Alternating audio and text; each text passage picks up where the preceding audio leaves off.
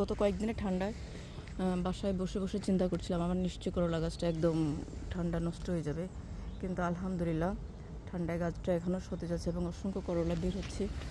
একদম প্রতিটা পাতার ডগায় ডগায় করলা অসংখ্য বের হচ্ছে। তো আসলে গার্ডেনের মানে এই করলার বিচিগুলো আমার গত বছর আমার নিজে থেকে করা, নিজের হাতে করা। তো যে কারণে আসলে ঠান্ডার সাথে ফাইট করে আমাদের করলাগুলো বেঁচে ছিল তখন, যে কারণে এই করলাগুলো ঠান্ডায়ও এগুলো সারভাইভ করতে পারছে। মানে এই ঠান্ডায় ওদের কিচ্ছু হবে না। হতে পারে হয়তো নভেম্বর ডিসেম্বরের বেশি ঠান্ডা পড়লে হয়তো তখন গাছগুলো, বরফ পড়লে তখন হয়তো গাছগুলো জমে যাবে, বাট খুব একটা ক্ষতি করে না গাছগুলোকে।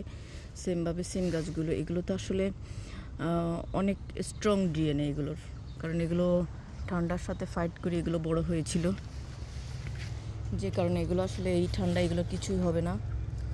নিজের হাতে বিচি তৈরি করার এটাই হচ্ছে প্লাস পয়েন্ট, যে এই দেশে ঠান্ডার সাথে সারভাইভ করে আসলে গাছগুলো আমরা টিকাতে পারি না। কিন্তু প্রথম বছর এমন হয়েছিল, কিন্তু এই বছর বা গত বছরও সেম।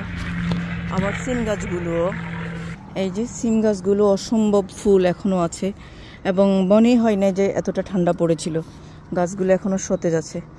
তো আসলে সবাই চেষ্টা করবেন নিজের থেকে বিচি রাখার জন্য।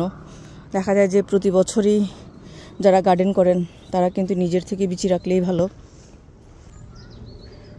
বিচি রাখার জন্য তো অবশ্যই সবাই জানেন, প্রথম সবজিটা বিচি রাখার জন্য রাখলে যথেষ্ট। যেমন এই যে পরের সিমগুলো কিন্তু এখনও শুকায় নাই, এগুলো কিন্তু এখনও শুকায় নাই, এগুলো অলরেডি বিচির জন্য রেডি হয়ে গেছে।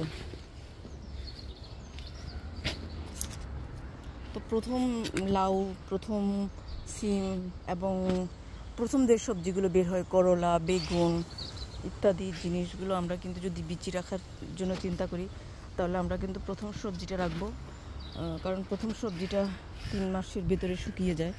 এখানে অনেকগুলো লাস্টের দিকে অনেকগুলো বরবটি বের হয়েছে আমার।